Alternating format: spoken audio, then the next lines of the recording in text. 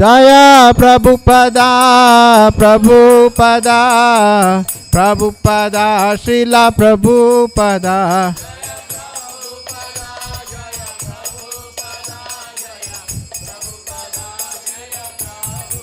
Oh Jaya Guru Deva, Guru Deva, Guru Deva, Srila Guru Deva.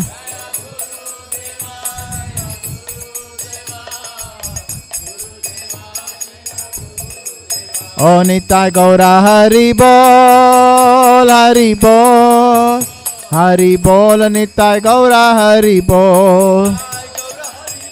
Nitai Gaur Hari Bol.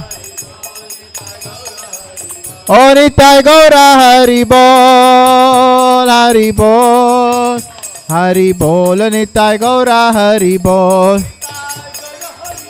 Nitai Gaur Hari Bol.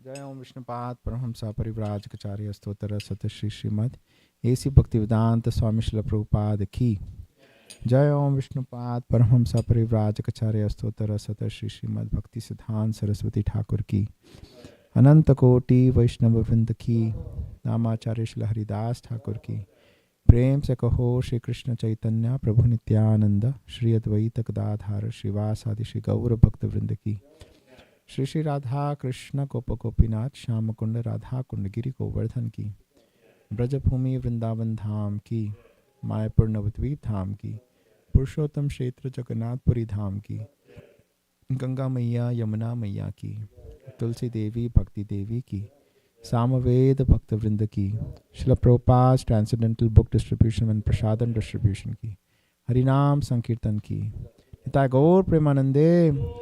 All glories to assembled devotees. All glories to assembled devotees. All glories to assembled devotees. All glories to Sri Guru and Sri Gauranga. All glories to Srila Prabhupada. Srila Prabhupada ki.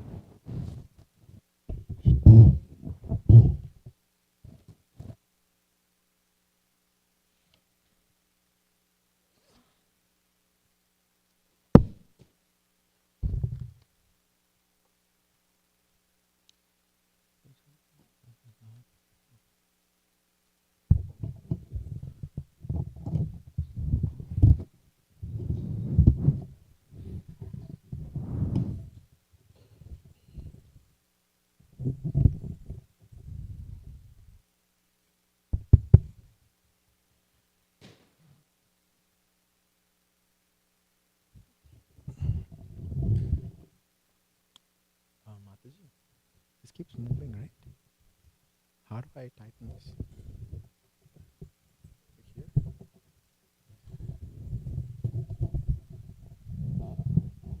Maybe that. This is good, right? Okay.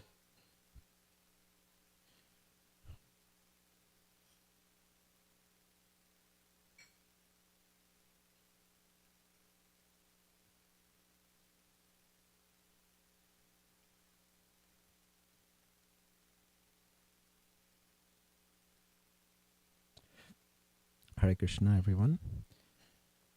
Welcome to the Srimad Bhagavatam class. So we'll start with Jai Radha Madhav. Jai Radha Madhava Kunja Bihari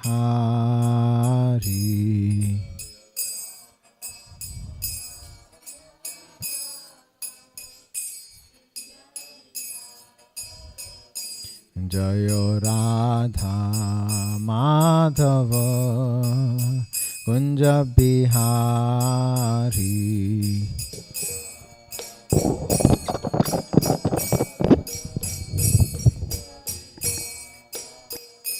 Jaya Gopijana Vallabha Girivaradhari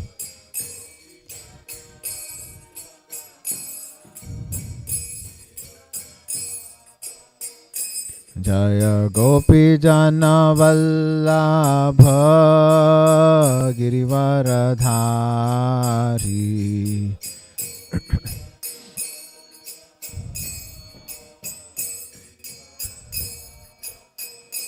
Jaya Yashodanandana Brajajana Ranjana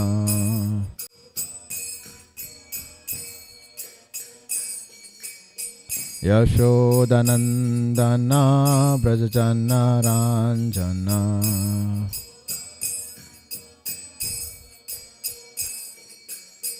Yashodanandana Brajajana Ranjana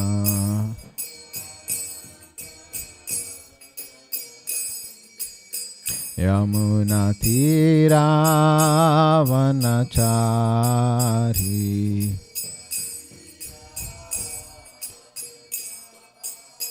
Yamuna Tira Vanachari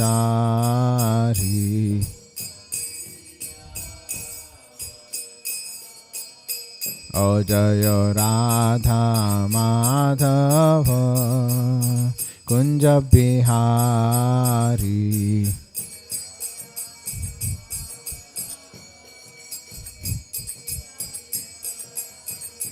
Jaya Radha Madhava Kunja Bihari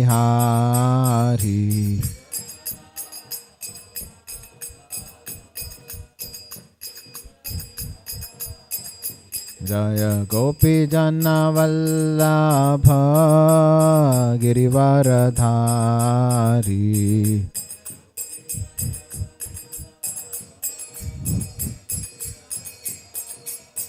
O Jaya Gopijana Vallabha Girivaradhari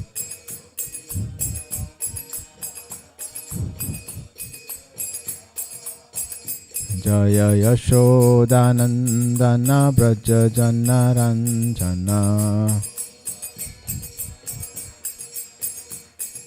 Yashodanandana Brajajana Ranjana Yamuna Tira Vanachari Yamuna Tira Vanachari O Jaya Radha Madhava Kunja Bihari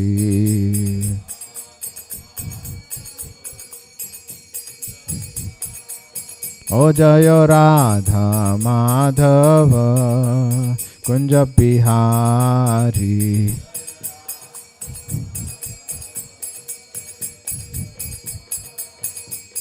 Oh Hare Krishna Krishna Krishna Hare Hare, Hare Ram Ram Ram Hare Hare.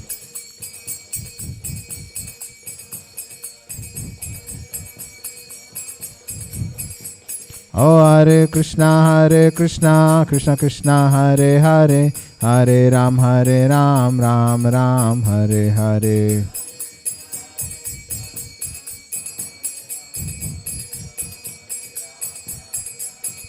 Jaya Prabhupada Prabhupada Prabhupada Srila Prabhupada.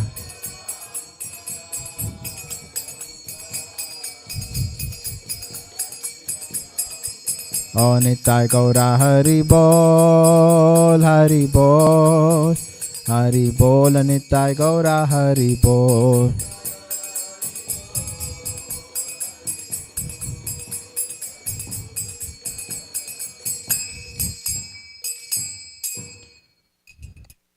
Srila Prabhupada ki jai, Harinam Sankirtan ki jai, Tagore Premanande, Hari Hari Bol. Before we start, let us all have a sankalpa that today, by entering deeply into the subject matter, we're able to cut all our material ties. So we're able to come a little bit closer to Sri Sri Radha Kalachandji. And on this wonderful Thanksgiving weekend, let's offer our gratitude to Srila Prabhupada, who took so many pains and so many burdens to be able to come all across the ocean to the United States to be able to spread this Hare Krishna movement all over the world. Hare Krishna. Om Namo Bhagavate Vasudevaya.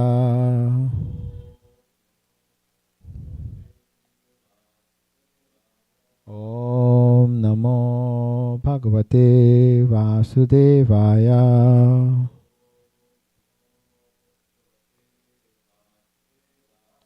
Om Namo Bhagavate Vasudevaya. Narayana Namaskritya Naram Chaiva Narottamam Devim Saraswatim Vyasam Tato Jayamudirayet Nashtaprayeshu Bhadreshu Nityam Bhagavata Sevaya Bhagavati Uttama Shloke Bhaktir Bhavati Naishtaki. We'll do the Mangalacharan together. Om Jnanatimirandhasya Jnananjana Shalakaya Chakshurunmilitam Yena Tasmai Shri Guruve Namaha. Shri Chaitanya Manobhishtam Stapitam Yena Bhutale Swayam Rupa Kadamahyam Dadati Swapadantikam. Vandeham Shri Guru Shri Yuta Padakamalam Shri Gurun Vaishnavamscha Shri Rupam Sagrachatam Sahagana Raghunathan Vitam Tam Sajivam Sadvaitam Savadhutam Parijana Sahitam Krishna Chaitanya Devam Shri Radha Krishna Padan Sahagana Lalita Shri Vishakam Vitamscha. He Krishna Karuna Sindho Dinabandhu Jagatpate Gopesha Gopika Kanta Radha Kanta Namostute. Tapta Kanchana Gaurangi Radhe Vrindavaneshwari Vrishabhanu Sute Devi Pranamami Hari Priye. Vancha kalpatarubhyascha kripa sindhubhya eva cha patitanam pavanebhyo vaishnavebhyo namo namaha. Jai Shri Krishna Chaitanya Prabhu Nityananda Shri Advaita Gadadhara Srivasadi Shri Gaura Bhakta Vrinda. Hare Krishna Krishna Krishna Hare Hare Hare Rama, Hare Rama, Rama Rama, Hare Hare. So today we're going to be continuing our reading from Canto number 9, chapter 18, which is titled King Yayati Regains His Youth. And we'll be reading from texts 46 to 51. And we'll be focusing on the last verse of 51 today.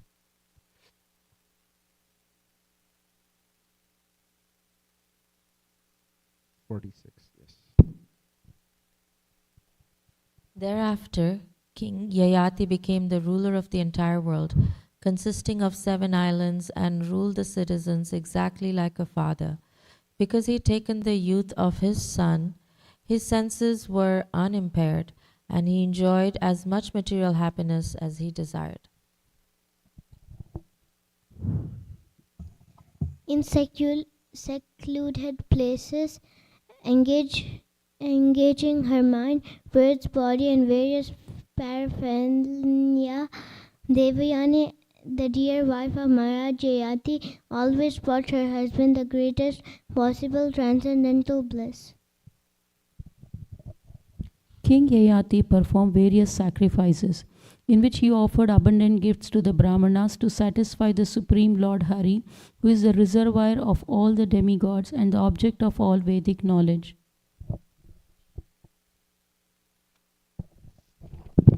The Supreme Lord Vasudeva, who created the cosmic manifestation, exhibits himself as all-pervading like the sky that holds clouds, and when the creation is annihilated, everything enters into the Supreme Lord Vishnu, and varieties are no longer manifested. Without material desires, Maharaj Yayati worshipped the Supreme Lord, who is situated in everyone's heart as Narayan and is invisible to material eyes, although existing everywhere. Text 51.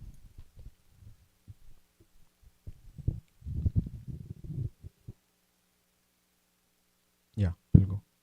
He'll just read the translation. Okay. Yeah. Emma Vavasa San. Oh, okay, never mind. Although Maharaja Yati was the king of the entire and engaged in his mind, 5 senses enjoying material possessions of 1,000 years, he was unable to be satisfied. Okay, so we'll do the Sanskrit for 51. Evam varsha sahasrani mana shashter mana sukham vidadhanopi natrapya sarvabhauma kad indriyai evam varsha sahasrani manasashter manasukham vidadhanopi natrapyat sarvabhauma kad indriyai evam varsha sahasrani manashashter manasukham vidadhanopi natripyat sarvabhauma kad indriyai. Please repeat. Evam varsha sahasrani manashaster manasukam vidadhanopi natripyat sarvabhauma kadindriyai evam varsa sahasrani manashashter manasukham vidadhanopi natripyat sarvabhauma kadindriyai. Synonyms, word for word. Evam, in this way. Varsha sahasrani, for 1,000 years. Manashashtai, by the mind, and 5 knowledge acquiring senses. Manasukam, temporary happiness created by the mind. So this means not real happiness, but temporary happiness. It's not happiness, but it's actually dukkha, sadness.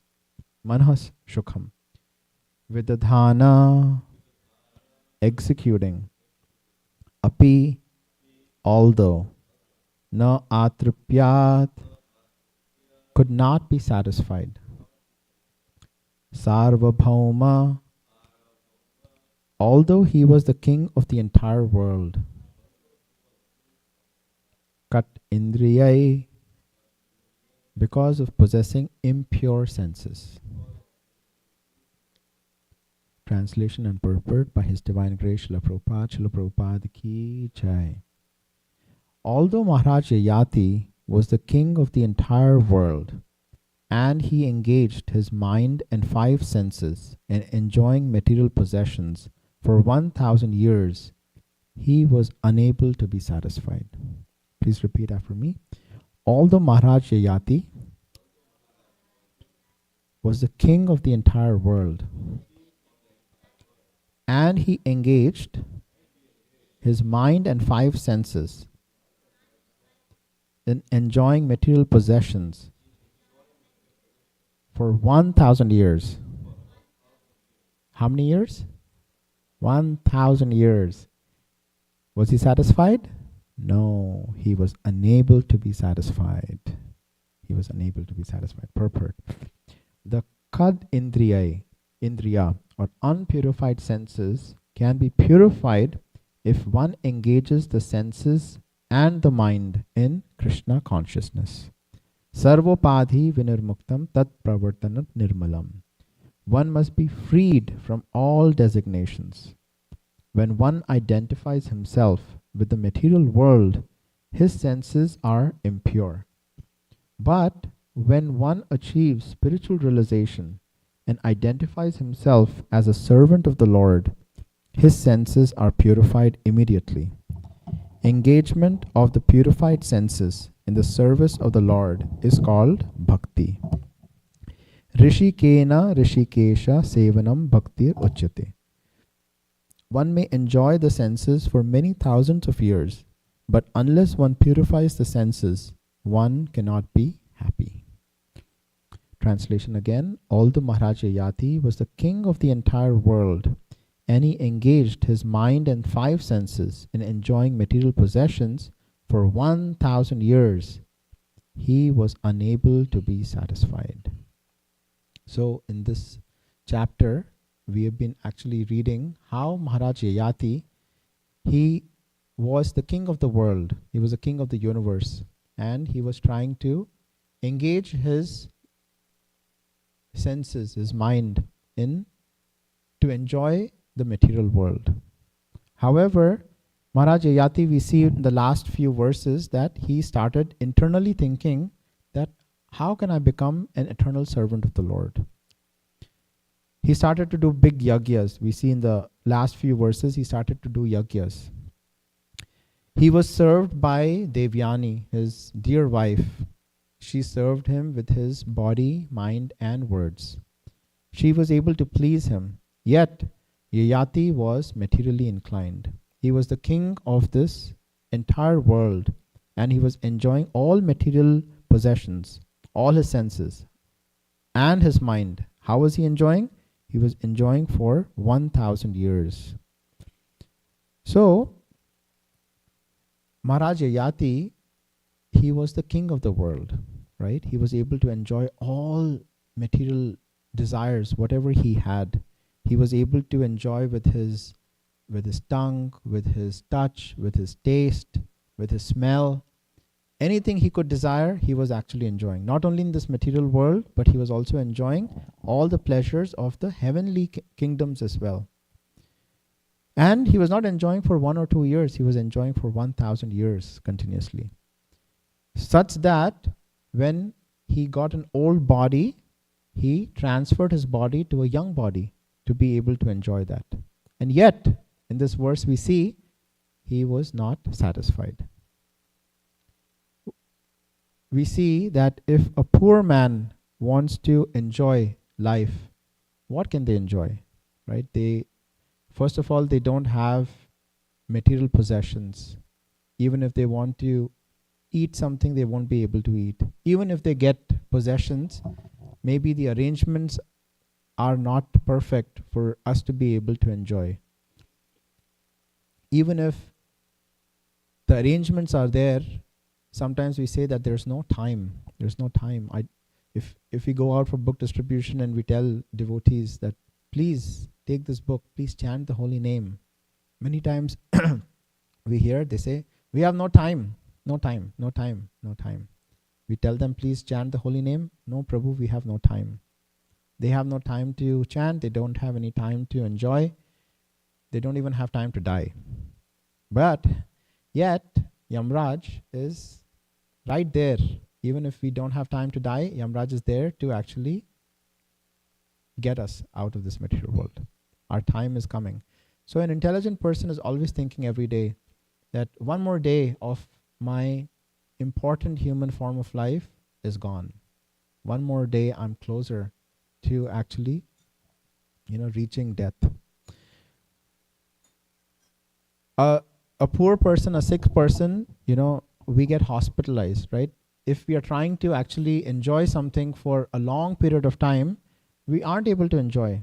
If you try to eat too much, you get indigestion. If you try to enjoy any other material desire, you can get hospitalized, right? Our material bodies are full of misery, full of sickness, right? When we go to a doctor for checkup, the doctor is actually just waiting to tell us how many difficulties we have in our body, right? The doctor tells us that yes, you have high blood pressure, you have pre-diabetics, you have so many different difficulties, right? So our material body is such that we have so many difficulties, and yet Maharaj Yati, who was the king of the world, he had the perfect body. He had a body of a youth. He was able to enjoy for 1,000 years, and yet he was not satisfied. Here in this verse, it is explained that he was trying to engage and enjoy with manaha shashtai and manaha sukham. So it was not that he was enjoying with his pure senses. He was enjoying with his material senses. And because those material senses were impure, how did they become impure? Because he was in touch with the material world. Immediately, he started to get these desires, right? He was happily moving along his way in the forest, and when he went to the well and he saw Devyani there, immediately his mind was attracted, right? He tried to bring her up, right, from the deep dark well. And this is what our acharyas explain, that when we fall to this material world, it is like a deep dark well.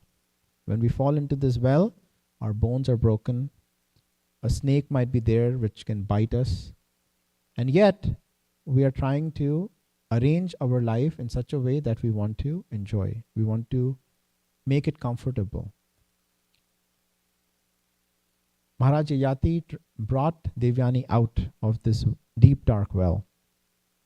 And when he realized that, I am actually wasting my time. I've been wasting my time for so many years. For 1,000 years, I've just been wasting my time. I'm going to be vanquished. Then he actually thought that I need to make some changes in my life, right? And how did this happen? This happened not immediately, right? Maharaj Prahlad actually explains in the Srimad Bhagavatam that an intelligent person always tries to tolerate. There might be an itch, there might be some desires in our material body. Yet, if we immediately itch, we might have satisfaction temporarily. However, there is going to be difficulty later on. Same way, Maharaj Prahlad explains that an intelligent person tries to tolerate, right? There might be a thunderstorm coming, right? There might be wind and hail happening, but yet An intelligent person knows that it is not going to be for all the time. It is just going to be a matter of few minutes. He just waits. And after he waits, the storm passes away, and then he knows he can go about his own business. So same way, dear devotees, intelligent people, they try to tolerate by being dhira, right? They are trying to tolerate the urges of lust, anger, greed. We see in this chapter how Sarmishtha became so angry, right? Sarmishtha had, it was a genuine mistake, right? She saw Lord Shiva and immediately she took Devyani's clothes and she wore Devyani's clothes. But Devyani became so angry, right? The anger came upon her and she actually chastised her own friend Sarmishtha. And they were really close friends. And Sarmishtha, what did she do? She also spoke some really harsh words. And when anger takes over, what does Krishna say? We lose our intelligence. And her intelligence was lost. Immediately she took Devyani and she threw her into a well. So here we see that an intelligent person needs to try to tolerate these urges. It doesn't say that these urges are going to go away, right? These urges are going to come. Just like how streams of water are always coming into the ocean, yet the ocean is very still, very calm. Same way, we should try to see these urges coming, and when these urges come, we have to tolerate. We have to be calm. We have to use our intelligence. A very nice example is of Haridas Thakur. Haridas Thakur, he had a vow of chanting 192 rounds every day. There were people who were envious, right? When somebody sees that, oh, this devotee is progressing, there might be envy. And there were people who were envious of Haridas Thakur. What did they do? They tried to break him by sending Maya Devi. And when Maya Devi approached Haridas Thakur just tolerated, right? With a very gentle way, he told Maya Devi that I'm here, I need to complete my vow of chanting the holy name. You please sit down here and then I will satisfy you. This happened one day, it happened the second day, it happened the third day. And by the third day, what happened? Maya Devi was transformed. So that is how devotees should be, right? Instead of us taking association of the material world, we should give our association. It is not that we sit in a forest, right? Srila Prabhupada came all the way from Vrindavan to the Western world. Why? To be able to give us his association. So when we go out in this material world, we first need to wear our armor every morning. And what is our armor? Our armor is chanting the holy name, doing our morning program. And when we have a strong armor and we go out into this material world, and then we fight the agents of Maya, then we give our association to people whoever we meet. And this is how, we see that Narad Muni actually came and intercepted Maharaj Yayati. Just like how devotees go to preach, Narad Muni came to Maharaj Yayati and he explained that, oh dear king, what are you doing with your life? And how did he explain this? He explained this by giving the example of Maharaj Ambrish. So both Maharaj Ambrish and Maharaj Yayati, they were contemporary kings. Both of them are at the ninth level from Garbhodakshaya Vishnu. So one was in the Chandra Vamsh and the other was in the Surya Vamsh. And always, if there is one king who is the Samrat, the other king, the king, universal king, the other king becomes Adhin, becomes subordinate. So in this case, Maharaj Ambrish was Chakravarti Samrat. And at the same time, Yayati was subordinate to Ambrish Maharaj. So the lineages for Maharaj Ambrish, he was in the Surya Vamsh and he comes, first is Garbhodakshaya Vishnu then was Brahma, then was Marichi, fourth was Kashyap, fifth was Vivashwan, sixth was Satyavrat, who had 10 kids. One of the kids was Ikshvaku, who was seventh. Then we have Navyak, Nabhak, and ninth was Ambrish. And if you see the same for the Chandravamsh, for Yayati, we see again Garbhodakshay, Vishnu and Brahma. So the first two are always same, the lineage. Then Brahmaji had multiple sons. His son was Atri. From Atri you have Soma, then Budh, Pururava, Ayu, Nahasu, and then Yayati. So Maharaj Narad Muni, he comes and he explains to Maharaj Yayati that, oh my dear king, I want to tell you about Ambrish Maharaj, and I want you to draw some comparison with your life versus the life of Maharaj Ambrish. And then he says that Maharaj Ambrish is a great devotee. Even Durvasa Muni, who is very, very exalted, he also was not able to disturb Ambrish Maharaj. What was the story of Durvasa Muni? Durvasa Muni one day came into the palace of Ambrish Maharaj, and it was Ekadashi. And it was just time for us to break the fast, right? So there is a particular time when you have to break your fast after Ekadashi, on Dwadashi day. And it's said that if you don't break your fast during that time, your vow can be wasted, right? And Ambrish Maharaj was aware of this, but at the same time, he wanted to take care of Durvasa Muni. So instead of taking a grain of rice, he instead just drank some water with the intention that I haven't broken my Ekadashi vow. But Durvasa Muni took offense on this, and he said some really harsh words to Ambrish Maharaj. And then we see that Krishna always protects his devotees. And immediately the Sudarshan Chakra was sent by Krishna. And Krishna says, right, in the Bhagavad Gita that, oh my dear Arjuna, my devotee never perishes. And we see that Durvasa Muni then runs all over the universe, right, trying to get protection. And finally he comes to Vishnu, Krishna. And Krishna says that the only way to be able to atone of your criticism of devotees is to actually go to the devotee and then fall down at their feet and beg for forgiveness.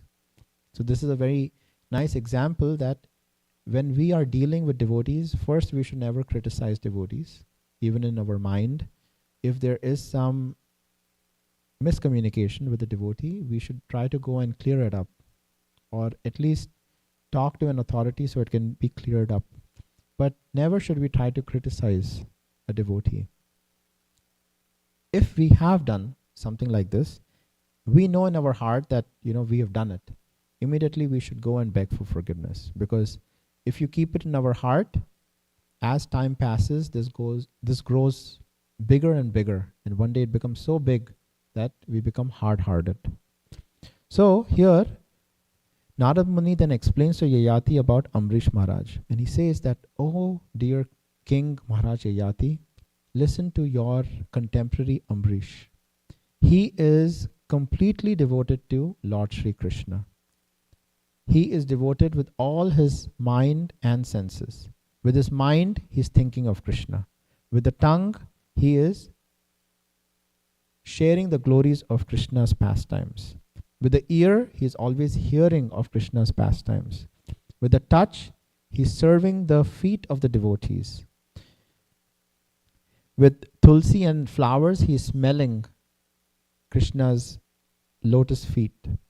And with his feet, he is actually walking to the dham. Even though he was the king, he wasn't going with a chariot to the dham, but he was actually walking personally. And I heard this in a very nice lecture by Madhavananda Prabhu, that nowadays we actually take a flight and we go to the pilgrimage, to the dham. So we are there at the dham before our mind can actually be there. But in the olden days, devotees used to walk to the dham. So even before they reach the Dham, they are already meditating on the Dham. And that should be how our meditation should be. That whenever we are going to a pilgrimage site, we are already reading about it. We are trying to meditate upon the Dham, and only then we reach. And this was how Maharaj Amrish was actually following. He was walking to the Dham. He was always praying how to become Krishna's devotee.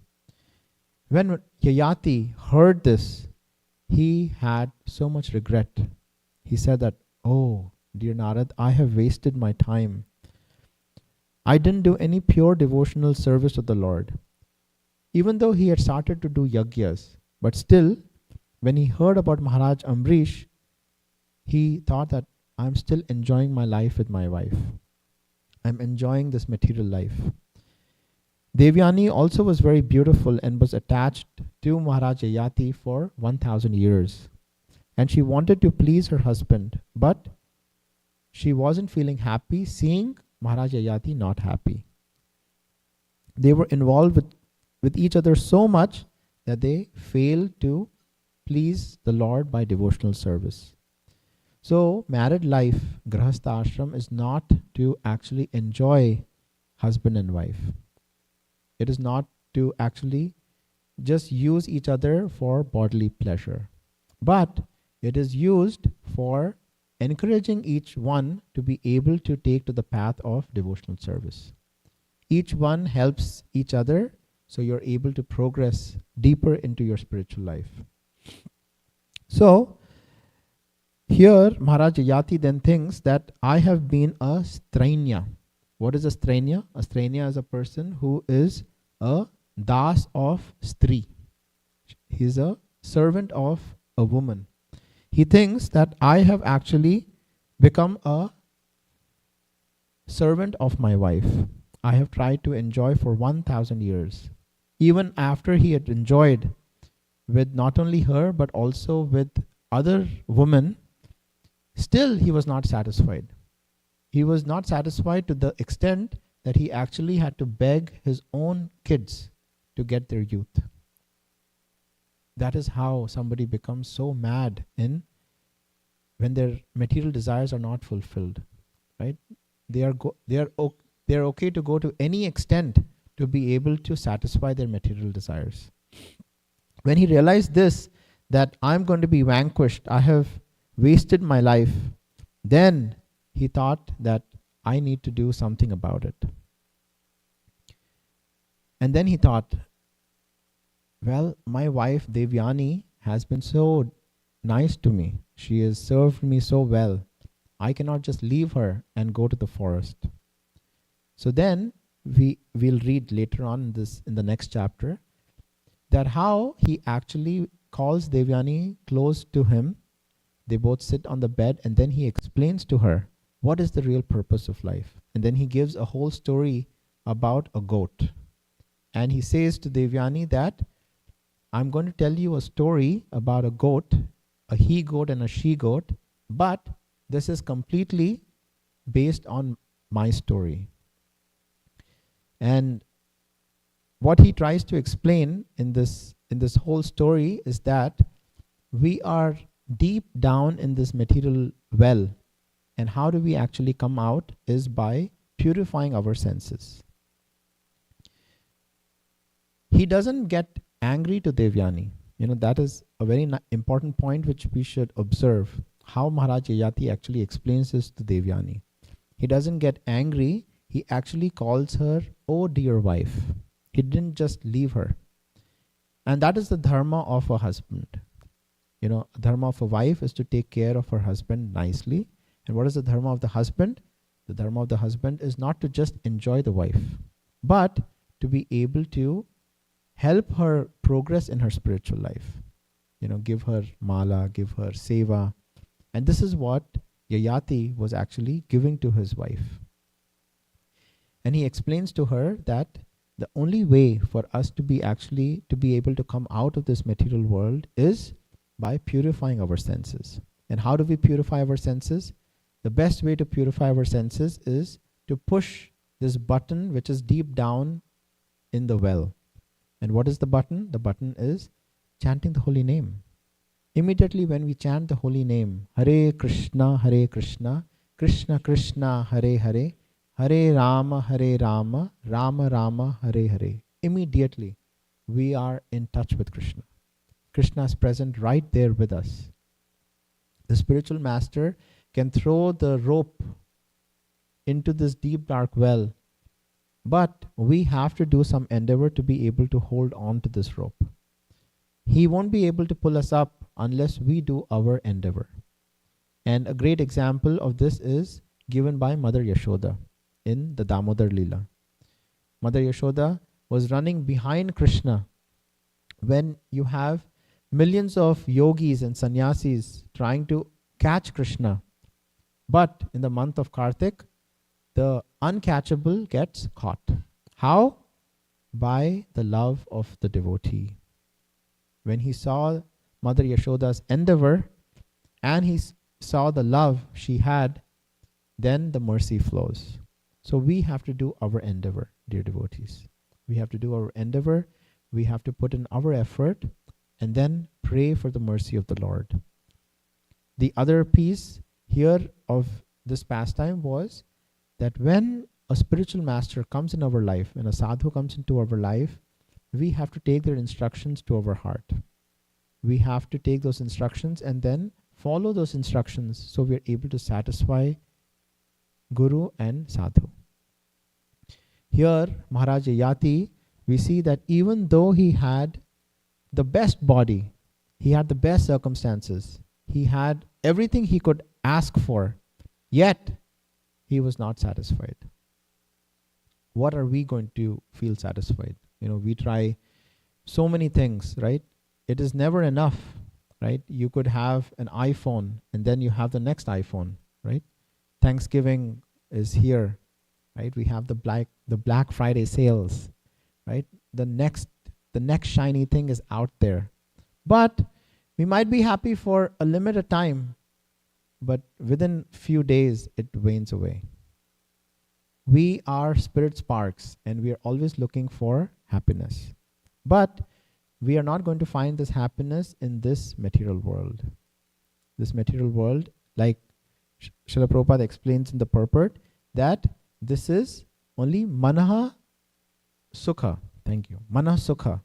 Just in our mind, we think that we are happy, but it is not real happiness. It is actually sadness. It is actually dukkha. The real happiness is when we actually go back into the water where we are from. It's like a fish. When you take out a fish from the water, is the fish going to be happy? No, the fish is not going to be happy. The fish is going to be so desperate so it can go back into the water. Same way, we are not from this world.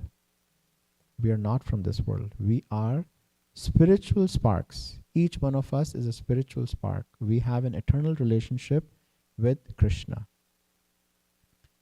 But because of our desires, we have come into this material world. We have left that ocean of love and we have come down to this material world, and that's why we see that we are not happy.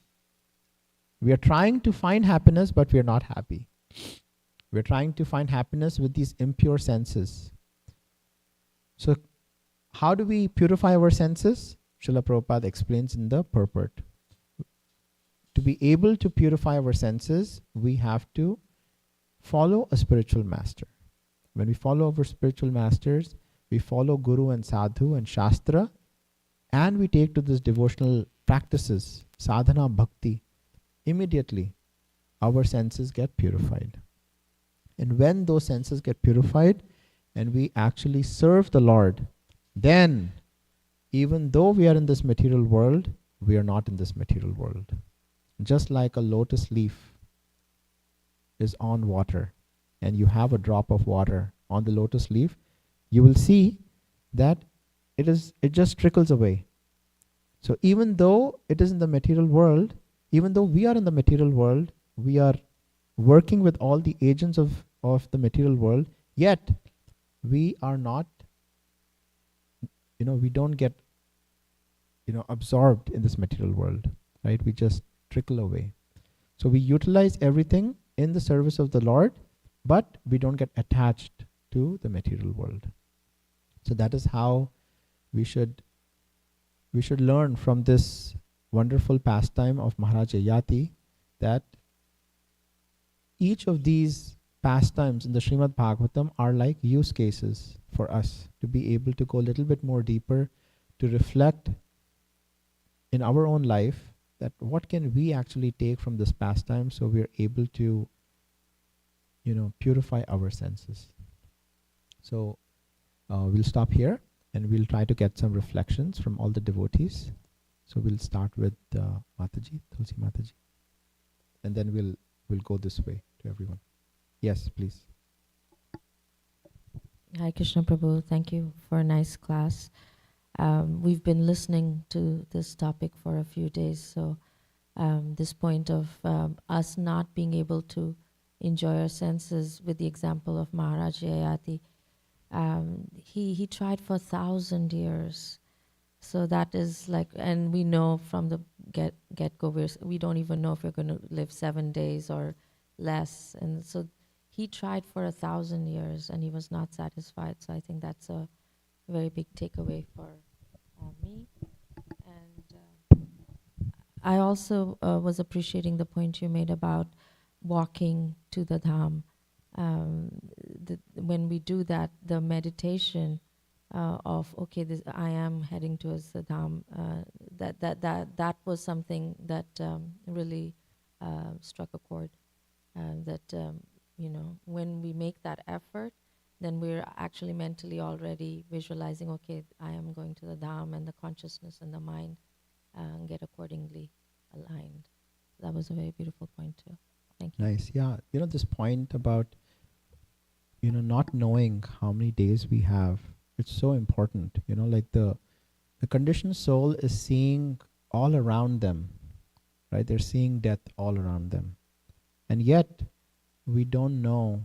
We feel like our bodies are made of steel, made of diamonds, right? We're like so strong. It is said that a person can see his parents die, he could even see his kids die, and yet he is so much an illusion that he feels that they'll never die. And these pastimes actually help us to pause our lives and reflect that, like what have we done the last 10 years, last 20 years, last 30 years? What are we doing with our lives, with this precious human form of life which we have got, who knows, millions of years, after millions of lifetimes?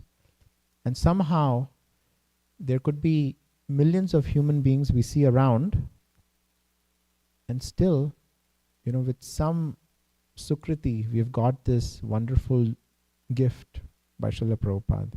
Are we really taking advantage? Are we really taking advantage? And then when we read about the story of Maharaj Yayati, we can understand that everything could be perfect, but still you're not going to be satisfied. And the only way to be satisfied is by taking the example of Maharaj Ambrish, right? So we should reflect. So thank you.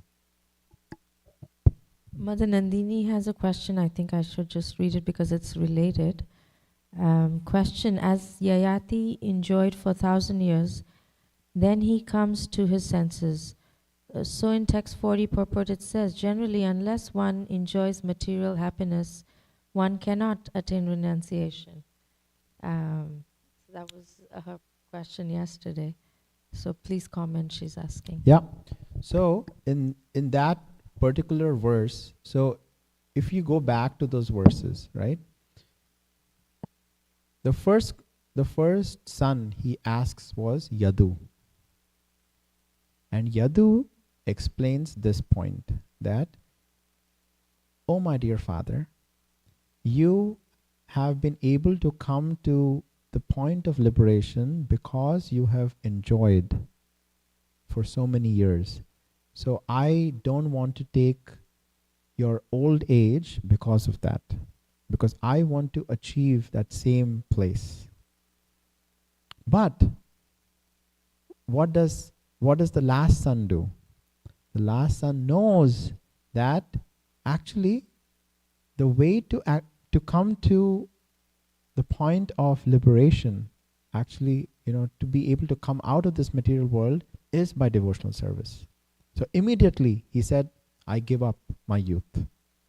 So the point here, what we have to understand is that that is the way for us to actually attain liberation, actually transcend liberation, which is to be able to go back home, back to Godhead. Is the only way is to be able to purify our material senses by devotional service. So that's the point there. Okay, you want to share your reflection?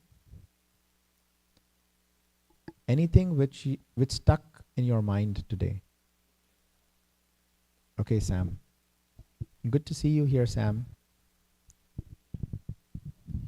So like when I'm on medication for schizophrenia and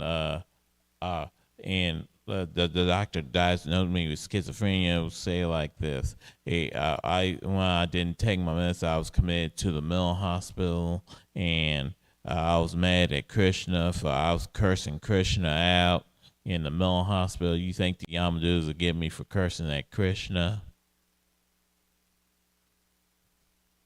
What was the question? If the Yamadutas will get mad at him for cursing at Krishna. Yeah, a devotee never gets angry at Krishna. It might look like we are in a difficult position, right? However, when you look back upon your life and then you look at all those dots, it starts to connect at some point. And then you understand that yes, at that point I might be going through some difficulty, but Krishna was actually protecting me. It could have been a lot worse. It could have been horrible, but Krishna gently protected his devotee. So that should be our mindset always, that, oh my dear Lord Krishna, you actually are my only friend. Every relation around me is temporary. Just like how bubbles come in a water and then they go away, one day all these relations are going to go away.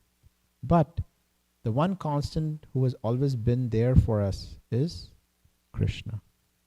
And we should always remember it like that. So, Mataji, please share something. I think yesterday I just shared my thoughts about the story which was shared. Gokulan Prabhu was asking why we are reading this story, why is it relevant, we are getting so close to 10th canto. And I was contemplating on his question, and I shared my thoughts yesterday, which I'm going to share the same thing today. Is my understanding was, because like the conflict which happened between Sharmishta and Devyani was because of the high birth, and they get puffed up and they get proud and start chastising. So I was thinking, and also our acharyas always pray that, we don't need high birth, money, women, success, all these things. So Krishna, I felt like maybe Krishna is trying to teach us that, this is a very dangerous, slippery slope. When we have all these fame, money, success, all these things, high birth, it's just a matter of time. At any moment, just for a fraction of a second, even if it gets into our head, it just, we can slip from our path of bhakti. So I think Krishna is also, and also in Yayati's story, we can see that he enjoyed for 1,000 years. He had everything in the world anybody could ask for, but that didn't give the happiness. So Krishna is trying to prepare our mind, like, nothing in this material world is going to give you happiness. So with that state of mind, probably if we read 10th canto, we are going to relish it much more. And we also won't get into like proud, envy, all these things. And he's showing from this lesson that that's going to drag us down. So with all this mindset, if we enter into 10th canto, probably we'll appreciate and relish more. Yeah, very, very important point, and this very point was made by Prahlad Maharaj, right, in the 7th canto. When Prahlad Maharaj's father, Hiranyakashipu, called him, like, my dear son, please come sit on my lap and tell me, what have you been learning in your university, in the demoniac university? What did Prahlad say? Prahlad said, "Oh my dear father, you are wasting your life. Your life is of waste. You are so attached to this material world and this material life that everything is temporary. Instead, give up everything and take up the service of the Lord." And then Hiranyakashipu was so angry at Prahlad. He called his teachers. Who were the teachers? Shand and Amak, right? He called them and he said, "Is this what you're teaching him in the university?" And then they were afraid. They're like, no, master, we're not teaching him. He knows from birth. Actually, he did, right? From the womb, again, who was teaching him?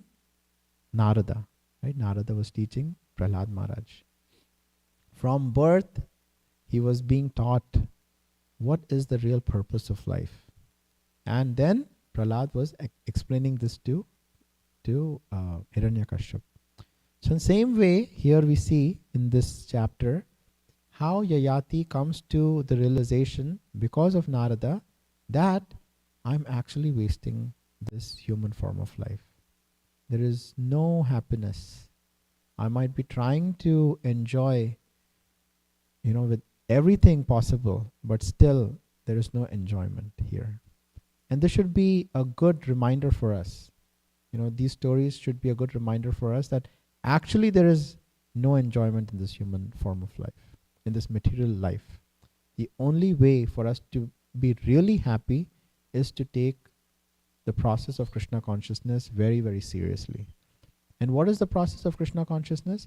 The process of Krishna consciousness is we are so deep in our remembrance of Krishna that wherever we look, we remember Krishna.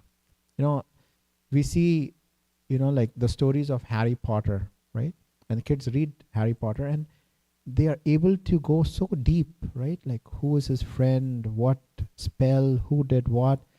That is exactly how we should go deep in our Krishna consciousness. Who was Krishna's friend? What pastime? Who did what?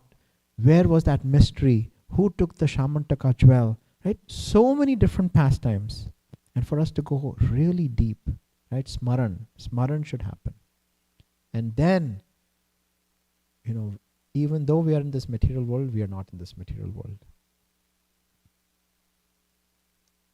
So, Prahlad Maharaj again says in the 7th canto that these are like saffron particles. When devotees speak, the words of the devotees are like saffron dust particles which are coming from the lotus feet of the Lord.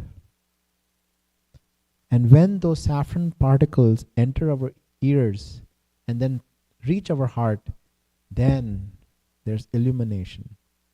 Everything changes.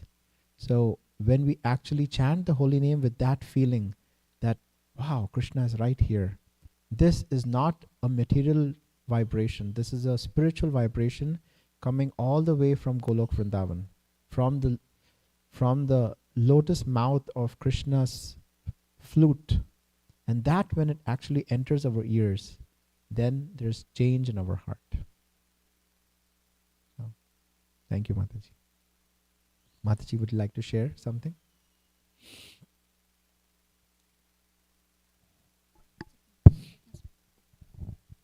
Thank you, Prabhuji, for nice class. It's so much details that needs to learn and practice in our regular life, which shows from the Bhagavatam how we should follow our day-to-day life. My takeaway from this today's lecture is having patience. Happiness or distress is just a state of mind.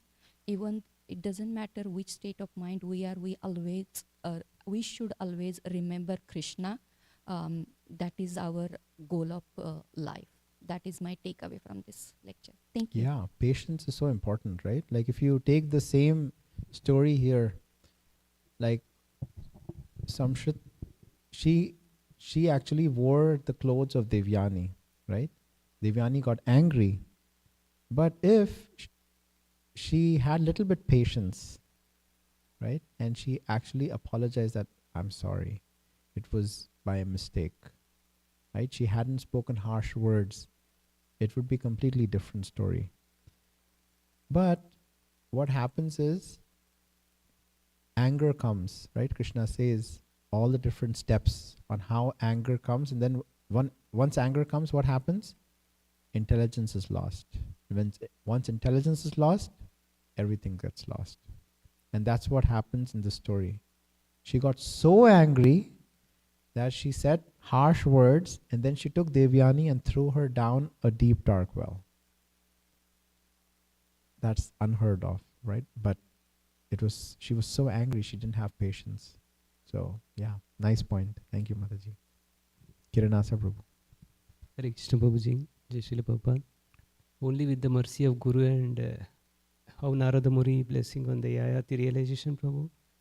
With the mercy of Guru, we can realize and move forward on the spiritual, and that helps everyone in a right manner. Yeah, this is only by Guru can we actually, be woken up from this material dream what we're having, right?